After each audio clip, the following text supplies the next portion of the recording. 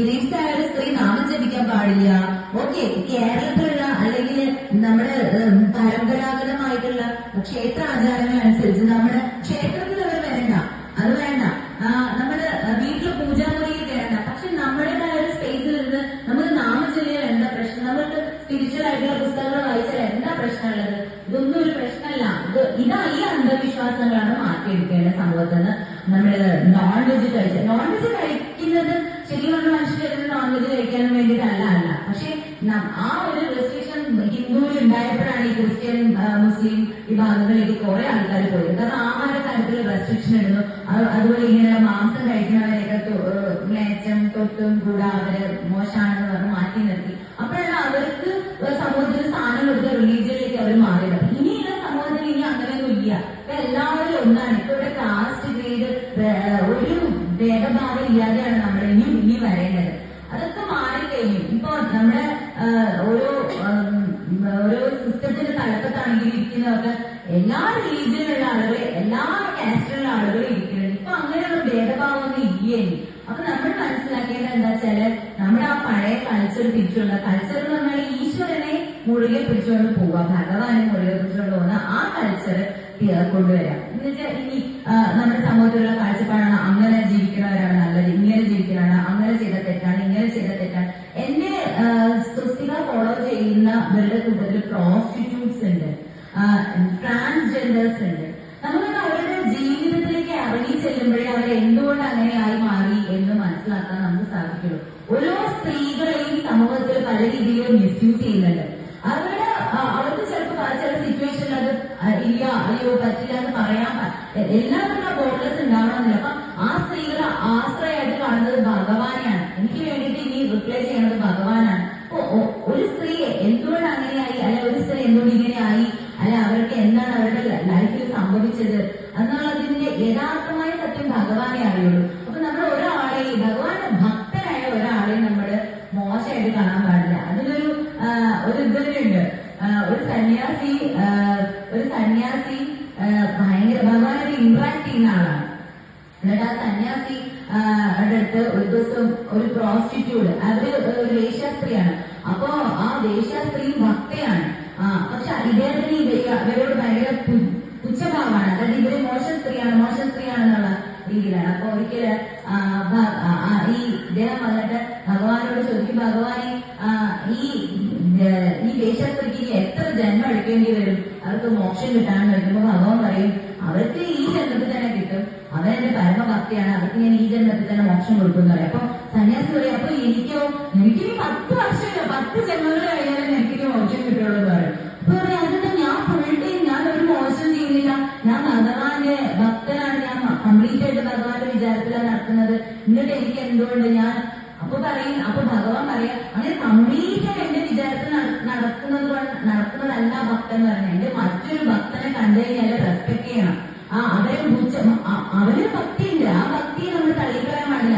എനിക്കറിയില്ല അയാൾ എന്തുകൊണ്ടാണ് അങ്ങനെ ആയിപ്പോയത് അയാളുടെ ജീവിതം, പക്ഷെ അയാൾക്ക് ഭഗവാനോടുള്ള സ്നേഹം എന്താണെന്ന് അത് ഭഗവാനേ അറിയുള്ളൂ. അപ്പൊ അയാൾ ചിലപ്പോ വീട്ടിൽ ഇരുന്നിട്ടായിരിക്കും നാമം ജപിക്കുന്നത്, അയാളുടെ ഭക്തി പറഞ്ഞാൽ അങ്ങനെയായിരിക്കും. അപ്പൊ നമുക്ക് ഒരാളെയും മോശമായിട്ട് മ്ലേച്ഛമായിട്ട് കാണാൻ പാടില്ല. അപ്പൊ ഈ സന്യാസി ചെയ്ത് വലിയ മഹാപരാധം പറഞ്ഞ ആ സ്ത്രീയെ എപ്പോഴും ആ സ്ത്രീ വന്നിട്ട് ഈ സന്യാസി എനിക്ക് ആ മന്ത്രം പഠിപ്പിച്ചു തരുമോ, ഇത് പറഞ്ഞു തരുമോ എന്നൊക്കെ ചോദിക്കുമ്പോൾ ഇയാളൊക്കെ അതൊരു മ്ലേച്ഛ മാത്രം ഈ സ്ത്രീയെ നമ്മൾ മോശമായിട്ടാണ് കളയുന്നത്. പക്ഷെ ആ സ്ത്രീ എന്തുകൊണ്ട് ആ ജീവിത സാഹചര്യത്തിൽ വന്നു എന്നുള്ളത് ഭഗവാനെ അറിയുള്ളൂ. അതിന് ആ സ്ത്രീ ആ ഭഗവാനോട് എപ്പോഴും പറഞ്ഞ് അല്ലെങ്കിൽ അതിന് റിഗ്രറ്റ് ചെയ്ത് അവരൊന്ന് മാറാൻ നോക്കിയപ്പോൾ സമൂഹം അവർക്ക് അടിച്ചേൽപ്പിച്ച ആ ഒരു എന്താ പ്രത്യേക കളയുന്നില്ല. അപ്പൊ സന്യാസിയുടെ ഭാഗത്താണ് മിസ്റ്റേക്ക്. അപ്പൊ ഭഗവാൻ പറയും, നിങ്ങള് എന്റെ ഭക്തയെ അപമാനിച്ചിട്ടുണ്ട്, അതുകൊണ്ട് നിങ്ങൾക്ക് 10 വർഷം കഴിഞ്ഞിട്ട് ഇതെല്ലാം കഴിഞ്ഞിട്ട് ഈ സ്ത്രീയെ പോലെ ഒരു ലൈഫ് ഇനി നിങ്ങൾക്ക് വരും, അതും കഴിഞ്ഞിട്ടേ നിങ്ങൾക്ക് മോക്ഷം കിട്ടുള്ളൂ എന്ന് പറയും. അപ്പൊ അതാണ് നമ്മൾ മനസ്സിലാക്കേണ്ട കാര്യം. അതാണ് നമ്മൾ വലിയ ആളുമല്ല ചെറുതല്ല, ഭക്തിയിൽ വരുമ്പോ എല്ലാവരും ഒരുപോലെ കാണാം. അയാൾ എന്തോ ആയിക്കോട്ടെ, അയാളുടെ സ്ഥാനമാനം എന്തോ ആയിക്കോട്ടെ, അയാളുടെ വ്യക്തിജീവിതം എന്തോ ആയിക്കോട്ടെ, എന്തോ ആയിക്കോട്ടെ, നമുക്ക് ആരെയും ജഡ്ജ് ചെയ്യാനുള്ള ഒരു അവകാശമില്ല. നമ്മൾ നന്നായിട്ട് പോവാം. നമ്മുടെ മനസ്സാക്ഷി നമ്മുടെ ഭഗവാന്റെ മുന്നിൽ നമ്മുടെ മിസ്റ്റേക്ക് അല്ല എന്നുള്ളത് മാത്രമല്ല, അറിയാം ക്ഷേത്രങ്ങളിൽ എന്തായിക്കോട്ടെ അങ്ങോട്ടും ഇങ്ങോട്ടും തമ്മിൽ മറ്റുള്ള സംസാരങ്ങൾ ഒഴിച്ചിട്ട് കൂടുതലും ഭഗവാന്റെ കാര്യങ്ങളാണ് സംസാരിക്കുക. നാരായണി വായിച്ചോ, അല്ലെങ്കിൽ പഠിച്ചോ, ആ ക്ഷേത്രത്തിൽ പോയോ, അല്ലെങ്കിൽ ഒരു അനുഭവം എന്താണ്, അതുകൊണ്ട് അങ്ങനെയുള്ള കാര്യങ്ങൾ പറയണം. അല്ലാണ്ട് അവിടുത്തെ വീട്ടിൽ ആ സ്ത്രീക്ക് അങ്ങനെ സംഭവിച്ചു, ഇവിടെ ഇങ്ങനെ സംഭവിച്ചു, അങ്ങനെ അതിൽ ഈ ഭഗവത് ഭക്തി ജനിക്കുക എന്ന് പറയുന്നത് ഇപ്പൊ നിങ്ങൾ കണ്ടിട്ടുണ്ടാവും. അപ്പൊ കഴിഞ്ഞ ദിവസം കണ്ടിന്യൂ സൗത്ത് ആഫ്രിക്കയിൽ ഒരു സ്വാമിജി ഇരുന്നിട്ട് ഭഗവത്ഗീത പറഞ്ഞു കൊടുക്കാം. അപ്പൊ എവിടെ ഈ ഒരു സനാതന ധർമ്മം എന്ന് പറഞ്ഞാൽ ചിലര് വിചാരിക്കും അവരുണ്ടെങ്കിൽ മാത്രമേ ഇത് നിലനിൽക്കുള്ളൂ. അങ്ങനെ പറയാം. സമയങ്ങളിൽ ഭഗവാൻ എവിടെയും ആളുകളെ ഉണ്ടാക്കിക്കൊണ്ടിരിക്കും, ക്രിയേറ്റ് ചെയ്തിരിക്കും. നമ്മൾ വിചാരിക്കും നമ്മളുണ്ടെങ്കിൽ ഇതൊക്കെ നിലനിൽക്കുള്ളൂ ഒന്നല്ല. അപ്പൊ ഞാനെന്ന് പറയുന്ന ഒരാളെ സ്വസ്തിക എന്ന് പറഞ്ഞ ലേബലില് പാർവതിയെ സ്വസ്തികയാക്കിയെങ്കിൽ ഭഗവാൻ നാളെ വേറെ വേറെ സ്വസ്തികമായും ഒക്കെ ക്രിയേറ്റ് ചെയ്യും. അപ്പൊ നമുക്ക് തന്നിരിക്കുന്ന ഡ്യൂട്ടി കംപ്ലീറ്റ് ആയിട്ട് ചെയ്യാൻ പറ്റുന്നത് ചെയ്യാം, മറ്റൊക്കെ പറഞ്ഞു കൊടുക്കാം. കലിയുഗത്തിൽ നാമസങ്കീർത്തനാണ് ഏറ്റവും വലുത്. എല്ലാവരും നാമം ജപിക്കുക. നാമം ജപിക്കുമ്പോൾ എല്ലാവർക്കും പേടിയാണ്, ആ മന്ത്രം ജപിച്ചാൽ പ്രശ്നമാവും, ഈ മന്ത്രം ജപിച്ചാൽ പ്രശ്നമാവും. ഒരു പ്രശ്നമില്ല. നിങ്ങൾക്ക് ഭക്തിയോടുകൂടി ഏത് നാമം അക്ഷരസ്ഫുടതയോടുകൂടി ജപിച്ചു കഴിഞ്ഞാൽ അതിലൊരു പ്രശ്നമില്ല. അതിൽ ശ്രദ്ധ വേണം. അത് ജപിക്കുമ്പോൾ ഒരു ശ്രദ്ധ വേണം. ശ്രദ്ധ വേണം. നമ്മുടെ മൈൻഡ് ഇങ്ങനെ പോകും. എന്നാലും നമ്മളൊരു തെറ്റ് കൂടാതെ ഇപ്പൊ ദേവി മഹാത്മ്യമൊക്കെ ഞാൻ ജപിക്കുക എല്ലാവരോടും പറയും. ഇപ്പൊ വരികയല്ലോ അവരൊക്കെ എല്ലാവരും ദേവി മഹാത്മ്യം ജപിക്കുക. ഓരോ പ്രാവശ്യം ദേവി മഹാത്മ്യം ജപിക്കുമ്പോഴും ഓരോ ചേഞ്ചസ് ആണ് നിങ്ങളുടെ ലൈഫിൽ വരിക. 17 വട്ടമൊക്കെ ജപിച്ച് കഴിയുമ്പോൾ ഫുൾ പവറായി നിങ്ങളുടെ ഉള്ളിലുള്ള ശക്തി എന്ന് പറഞ്ഞാൽ കംപ്ലീറ്റ് ആയിട്ട് ഉയരുന്ന പറയണം. അപ്പൊ ദേവി മഹാത്മ്യമൊക്കെ ചെറിയ കുട്ടികളെ ജപിച്ചു കഴിഞ്ഞാൽ എത്രയായിരിക്കും അവരുടെ വാക്ചാതുര്യ, കുട്ടികള് ആ ഒരു പഠിക്കുന്ന കാര്യത്തിലായിക്കോട്ടെ, കുടുംബ ജീവിതത്തിലായിക്കോട്ടെ, എല്ലാവർക്കും സക്സസ് ആയിട്ട് വരും അവര്. അപ്പൊ അത് പറഞ്ഞു കൊടുക്കുക. ദേവി മഹാത്മ്യമൊക്കെ ഗ്രന്ഥങ്ങൾ വായിച്ച് പഠിക്കുക. ഇനി ഒരു മന്ത്രവും നിങ്ങൾക്ക് ജപിക്കാൻ പറ്റില്ല, ഹരേ കൃഷ്ണ മഹാമന്ത്രം ജപിക്കുക. ഹരേ കൃഷ്ണ കൃഷ്ണ കൃഷ്ണ ഹരേ ഹരേ, ഹരേ രാമ രാമ രാമ ഹരേ ഹരേ. ഈ നാമത്തിൽ തന്നെ 16 വട്ടമാണ് ഭഗവാന്റെ പേര് നമ്മൾ ഉച്ചരിക്കുന്നത്. ഹരേ കൃഷ്ണ കൃഷ്ണ കൃഷ്ണ. നിങ്ങൾക്ക് നോക്കിയാൽ എഴുതിയൊക്കെ 16 പ്രാവശ്യം, അതിൽ 108 പ്രാവശ്യം നിങ്ങൾ നാമം ജപിക്കുക. ഈ നാമം 108 പ്രാവശ്യം ജപിക്കാൻ 10 മിനിറ്റ് മതി. അപ്പൊ നിങ്ങൾക്ക് എന്തെങ്കിലും വിഷമം ഉണ്ടെങ്കിൽ ഒരു 10 മിനിറ്റ് കണ്ണടച്ച് എവിടെയെങ്കിലും ഒന്ന് മാറിയിരിക്കുക, ആരോടൊന്നും സംസാരിക്കാതെ മാറി നിന്നിട്ട് ഒരു ജപമാലയിൽ ഇത് ജപിക്കുക. ജപിച്ചു കഴിഞ്ഞൊക്കെ ആ 108ാമത്തെ മാലി ജപിച്ചു കഴിയുമ്പോൾ നിങ്ങളുടെ ഉള്ളിലുണ്ടായിരുന്ന പ്രയാസം കംപ്ലീറ്റ് ആയിട്ട് സത്യമായിട്ടുള്ള കാര്യമാണ്, അനുഭവമുള്ള കാര്യമാണ് ഭഗവാൻ മാറ്റും. നമുക്ക് വേറെ എന്തെങ്കിലും ഒരു ചിന്ത, കാരണം ഭഗവത്ഗീതയിൽ ഭഗവാൻ പറയുന്നത് നിങ്ങളുടെ ഓർമ്മകള്, നിങ്ങളുടെ ചിന്ത, നിങ്ങളുടെ ബുദ്ധി ഇത് ഞാനാണ്. അപ്പൊ നിങ്ങൾക്ക് ഓർമ്മ ഉണ്ടാവണമെങ്കിൽ നിങ്ങളുടെ തോന്നലുകൾ വരെ ഞാനാണെന്നാണ് ഭഗവാൻ പറയുന്നത്. അപ്പൊ നമുക്ക് നല്ല തോന്നൽ ഉണ്ടാവണമെങ്കിലും ഭഗവാനെ പ്രാർത്ഥിച്ചാലല്ലേ പറ്റുള്ളൂ. അപ്പൊ നമ്മുടെ ജീവിതത്തിൽ നമ്മൾ റോങ് ആയിട്ടുള്ള ഡിസിഷൻ ഞാനാണ് ചെയ്യേണ്ടതെന്ന് പറഞ്ഞ് എടുത്തു കഴിഞ്ഞിട്ട് പിന്നെ അതിന് ഭഗവാനെ കുറ്റം പറഞ്ഞിട്ട് കാര്യമില്ല. അപ്പൊ എന്ത് കാര്യം ചെയ്യുന്നതിന് മുമ്പും ഭഗവാനെ ഒരു 10 മിനിറ്റ് പ്രാർത്ഥിച്ചിട്ട് ഈ ഡിസിഷൻ എടുത്താൽ ഭഗവാൻ എനിക്ക് നല്ലതാവും, ചീത്തയാവും. ഇനി അതിന് നമുക്ക് പുണ്യവും പാപവും ഇല്ലാണ്ടാവണമെങ്കിലും ആ ചെയ്ത കർമ്മവും എല്ലാം നമ്മൾ ഭഗവാനെ സമർപ്പിക്കണം. അതാണ് ഭഗവാൻ ഭഗവത്ഗീതയിൽ പറയണം, നമ്മൾക്ക് എന്തായാലും അടുത്ത ജന്മം എടുക്കേണ്ടി വരിക. എങ്ങനെയാ? പുണ്യം ഉണ്ടെങ്കിലും അടുത്ത ജന്മം എടുക്കേണ്ടി വരും, പാപം ഉണ്ടെങ്കിലും അടുത്ത ജന്മം എടുക്കുക. അപ്പൊ പുണ്യം വരാൻ പാടില്ല, പാപം വരാൻ പാടില്ല. പുണ്യവും പാപവും വരാതെ എങ്ങനെ ഒരു കർമ്മം ചെയ്യാം? നമ്മളിപ്പോ ഒരു കർമ്മം ചെയ്തു, ഒരു കുട്ടിക്ക് ഒരു പഠിക്കാനുള്ള ഒരു ചെലവ് ചെയ്തു, ഒരു പുണ്യകർമ്മമാണ്. അപ്പുറത്തെ സൈഡിൽ നമ്മൾ വേറെ എന്തെങ്കിലും ഒരു ജന്തുവിനെ കൊന്നു അല്ലെ എന്തെങ്കിലും തെറ്റായിട്ടുള്ള കാര്യങ്ങൾ ചെയ്തു, അപ്പൊ അവിടെ പാപമാണ്. അപ്പൊ ഒരു പുണ്യം ചെയ്തു, 2 പാപം ചെയ്തു. അപ്പൊ 2 - 1 പാപമാണ് അവിടെ കൂടിയിരിക്കുക. അപ്പൊ നമുക്ക് എന്തായാലും നരകയാതനകളുള്ള അടുത്തൊരു ജന്മമാണ്. അതേസമയം നമ്മൾ 5 നല്ല കാര്യം ചെയ്തത് 1 മോശം ചെയ്തെങ്കിൽ ഇവിടെ 4 കാര്യം. അപ്പൊ എല്ലാവർക്കും ഞാനെന്ന ഭാവത്തോട് കൂടിയിട്ടാണ് ഇവിടെ നമ്മൾ ചെയ്യുന്നത്. ഞാൻ എന്നുള്ള ഭാവം മാറ്റി ഇത് ഞാനല്ല ചെയ്യുന്നത്, ഇത് ഞാൻ ഭഗവാന് വേണ്ടി ചെയ്തു. ഇത് നമ്മളൊരു തെറ്റ് ചെയ്തു, ഭഗവാനെ ഇതൊന്നും എനിക്ക് തോന്നിപ്പിച്ചത് നീയല്ലേ, അതും ഞാൻ നിനക്ക് സമർപ്പിക്കുന്നു. അപ്പൊ അവിടെ പാപവും ഇല്ല, പുണ്യം എന്ന് പറഞ്ഞാൽ 0 ആണ്. കാരണം അതിന് പുണ്യം നിങ്ങൾ ഭഗവാനോട് സമർപ്പിച്ചു. നിങ്ങൾ അതിനൊന്നും എക്സ്പെക്ട് ചെയ്യുന്നില്ല. എക്സ്പെക്ട് ചെയ്യുമ്പോഴാണ് അവരെന്നെ മൈൻഡ് ചെയ്തില്ല, അവരങ്ങനെ തന്നില്ല, അവരെനിക്കത് തിരിച്ചു തന്നില്ല. അതുപോലെ നമുക്ക് ഭയങ്കര ഫ്രസ്ട്രേഷൻ റിഗ്രറ്റും. ഇത് നമ്മൾ ഫ്രീ ആണ്, ഒന്നുമില്ല. നമ്മള് കർമ്മം ചെയ്തു, നമുക്ക് ഭഗവാൻ പ്രമോഷൻ തന്നില്ല, അല്ല നമ്മുടെ നേരത്തെ നമുക്ക് പ്രമോഷൻ തന്നില്ല. നമ്മൾ കർമ്മം ഭയങ്കരമായിട്ട് ചെയ്തു, തന്നില്ല, ഇല്ല കുഴപ്പമില്ല, ഞാനത് ഭഗവാനെ സമർപ്പിച്ച് കർമ്മം ചെയ്തു, ഞാൻ ഭഗവാൻ തീരുമാനിക്കട്ടെ. ചിലപ്പോൾ വേറെ വഴിയിലൂടെ ആയിരിക്കും അതിന്റെ പ്രോഫിറ്റ് നമുക്ക് കിട്ടുക. അപ്പൊ ഒന്നും പ്രോഫിറ്റ് ഇച്ഛിക്കാതെ സർവ്വ കർമ്മഫലങ്ങളും ഭഗവാന്റെ പാദത്തിൽ സമർപ്പിച്ചുകൊണ്ട് ചെയ്യാം. അപ്പൊ അതൊരു പുണ്യവും പാപവും അല്ല. അപ്പൊ ഈ ഭൂമിയില് ഈ ബർത്ത്ഡേ ആർക്കെങ്കിലും ജനിക്കണോ? വേണോ? ആഗ്രഹമുണ്ടോ? ആർക്കെങ്കിലും ഈ ഭൂമിയിൽ ജനിക്കണം ആഗ്രഹം? ഇപ്പൊ തന്നെ ഫുള്ള് കറപ്റ്റഡാണ്. ഇനി അങ്ങോട്ട് പോകുമ്പോ അത് പ്രത്യേകിച്ച് സ്ത്രീകളായിട്ട് ജനിച്ചു കഴിഞ്ഞാൽ വളരെ പ്രശ്നമാണ്. പുരുഷന്മാർക്ക് പിന്നെയും കുഴപ്പമില്ല. സ്ത്രീകളായിട്ട് ജനിച്ചു കഴിഞ്ഞാല് നമ്മളിങ്ങനെ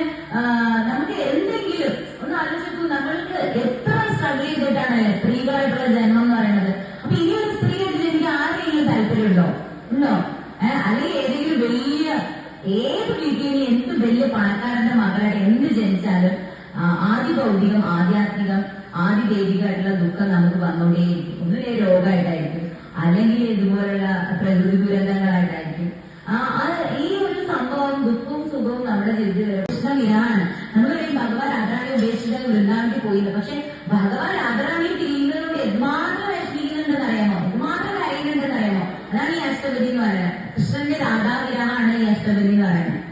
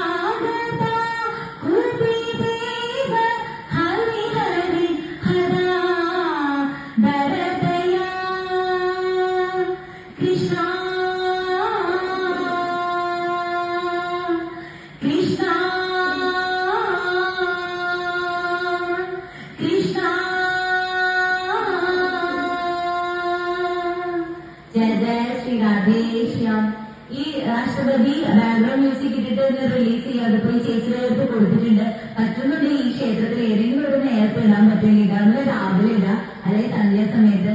എല്ലാ ക്ഷേത്രങ്ങളിലും അഷ്ടപതി ഇടാം. അഷ്ടപതി ഭഗവാൻ ഏറ്റവും ഇഷ്ടമുള്ള കാര്യമാണല്ലോ. എല്ലാ ക്ഷേത്രത്തിലും അഷ്ടപതി ഇടും. ഇഷ്ടമുണ്ടെന്നുണ്ടെങ്കിൽ നിങ്ങൾക്ക് പറ്റുന്നുണ്ടെങ്കിൽ ഏതെങ്കിലും ഒരു നേരത്തെ, അല്ലെങ്കിൽ രാവിലെ എല്ലാവരും കേട്ടിട്ട് എണീക്കട്ടെ അഷ്ടപതി, അല്ലെങ്കിൽ വൈകുന്നേരത്തെ സമയത്ത്. ചേച്ചിക്ക് കൊടുത്തിട്ടുണ്ട് ഞാൻ അതിന്റെ ഒറിജിനൽ ഓഡിയോ. പറ്റുന്നുണ്ടെങ്കിൽ ഒന്ന് പ്ലേ ചെയ്യും. ഇതിൽ ഫുള്ളുണ്ട്. ഓരോ അഷ്ടപതി എന്ന് പറഞ്ഞാൽ ഒന്ന് പായസമാണെങ്കിൽ ഒന്ന് തേനാണ്, അടുത്തത് ജിലേബിയാണ്, ലഡുവാണ്. അപ്പൊ ഓരോ അഷ്ടപതി ഭയങ്കര സ്വീറ്റസ്റ്റ് ആണ്. ഇനി അടുത്ത കല്യാണ അഷ്ടപതി 11-ാം തീയതി റിലീസ് ചെയ്യുന്ന അഷ്ടപതി കൂടി ഞാൻ പാടാൻ എന്റെ 4 വരി.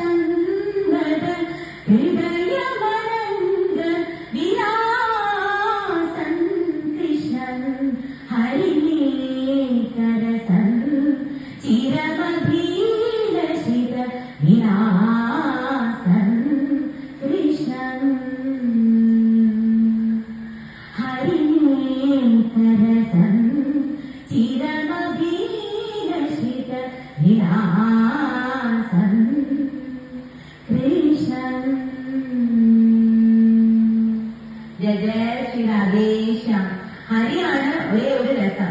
ഹരിയെ വേർപെട്ട് വേറെ രസത്തിന്റെ പിന്നാലെ പോയാൽ നമുക്ക് ഒരു രസവും ആസ്വദിക്കാൻ പറ്റില്ല. അപ്പൊ ഹരിയെ മുകളിൽ നിർത്തിയിട്ട് ആ ഹരിരസം ആസ്വദിച്ചു കഴിഞ്ഞാൽ ബാക്കി എല്ലാ രസങ്ങളും ഭഗവാൻ തീരും. അതാണ് രാധാറാണി കിട്ടിയത്. അതുകൊണ്ടാണ് രാധേ കൃഷ്ണ എന്ന് പറഞ്ഞിട്ട് ഇപ്പോഴും നമ്മൾ പറയുന്നത്. രാധയുടെ ഭക്തി അതായിരുന്നു. തിരിച്ചൊന്നും പ്രതീക്ഷിക്കാതെ ഭഗവാനെ സ്നേഹിക്കുക, ഭഗവാനെ വേണ്ടി ജീവിക്കുക. അപ്പൊ എല്ലാവർക്കും അങ്ങനെയുള്ള ഒരു ഭക്തി ഭഗവാൻ തരട്ടെ. ഈ ജന്മത്തിലല്ലേ അടുത്ത ജന്മത്തിൽ ഇതിലൊക്കെ പാടുന്നത് വരെ. അപ്പൊ ഞങ്ങളുടെ ഭക്തിയല്ലേ, രാധയുടെ മക്കൾ ഭക്തിയാവും. അപ്പൊ അടുത്ത ജന്മം ഭഗവാൻ കൊടുത്തു. എന്നാൽ നീ ഒരു ഗോപികയായിട്ട് അല്ലെ ഗോപിക ഭാവത്തിൽ വരട്ടെ, രാധാഭാവം എന്താണെന്ന് അറിയട്ടെ എന്ന് പറഞ്ഞിട്ട് ഭഗവാൻ അടുത്ത ജന്മം കൊടുക്കും. അപ്പൊ ആടായിട്ട് നിന്ന് ആ ഭക്തി പുജിക്കാൻ പാടില്ല. അപ്പൊ ഭഗവാൻ അവിടെ എന്ത് പണി കൊടുക്കും. എല്ലാവരുടെ ഭക്തി പ്രധാനമാണ്. പക്ഷെ മാധുര്യ ബ്രഹ്മ ഭക്തി എന്ന് പറഞ്ഞാൽ അത്രയും എന്താണ്, ആ ഭക്തിഭാവം കിട്ടാതെ പറഞ്ഞാൽ പാടുള്ള കാര്യമാണ്. അപ്പൊ രാധാഭാവം എന്താണെന്ന് അറിയാനും ഭഗവാന്റെ അനുഗ്രഹം ഉണ്ടാവണം. ഏതെങ്കിലും ജന്മത്തിൽ അറിയാൻ നിങ്ങൾക്ക് അനുഗ്രഹം ഉണ്ടാവട്ടെ. ഈ ജന്മത്തിൽ തന്നെ കിട്ടിയ മഹാഭാഗ്യം. എല്ലാവർക്കും ഭഗവാന്റെ രാധാറാണിയുടെ അനുഗ്രഹം ഉണ്ടാവട്ടെ. പ്രത്യേകിച്ച് അമ്മയ്ക്ക് ഞാൻ നന്ദി പറയുന്നു. കുറെ പറഞ്ഞു ഞാൻ തീരില്ല. കേട്ടിട്ട് പറയല്ലേ, ഞാൻ ഞാനിങ്ങനെ ധാരയായിട്ട് പറഞ്ഞുകൊണ്ടിരിക്കുന്നത് ആദരാണെങ്കിലെ കൃഷ്ണനെ കുറിച്ച് പറഞ്ഞു കഴിഞ്ഞാല് ഇങ്ങോട്ട് രീതിയിൽ പ്രിപ്പയർഡ് ആണോ എന്ന് ചോദിക്കും. ചിലര് പറയും ആ പ്രസംഗത്തിന്റെ പ്രിപ്പയർഡ്, ഞാൻ ഒന്നും പ്രിപ്പയർഡ് ആവില്ല. അപ്പൊ മനസ്സിൽ ഭഗവാൻ തോന്നി ഞാൻ ഇങ്ങനെ ഹരേ കൃഷ്ണ ഭഗവാൻ എന്താണ് പറയാൻ തോന്നിയത് പറയാം, അത് പറയാം. അല്ലാണ്ട് എനിക്കിങ്ങനെ പ്രഭാഷണം എഴുതി വെച്ചിട്ട് അത് ഞാൻ സംസാരിക്കുന്നത് ഞാൻ കേട്ടിട്ടില്ല. എനിക്ക് വലിയ അതുകൊണ്ട് ഈ ഭഗവത്ഗീത എഴുതുന്ന ശ്ലോകങ്ങൾ പഠിച്ചിട്ടുണ്ടെങ്കിൽ എനിക്ക് എല്ലാം ഒന്നും കാണാതെന്ന് അറിയില്ല. നാരായണീയ വായിക്കും എന്നല്ലാണ്ട് എനിക്ക് എല്ലാ ശ്ലോകങ്ങളും ഒന്നും അവസാനത്തെ അധ്യായത്തിലെ കുറച്ച് ശ്ലോകം ഇടയ്ക്ക് കുറച്ച് ശ്ലോകങ്ങളൊക്കെ എനിക്കറിയില്ല. എല്ലാം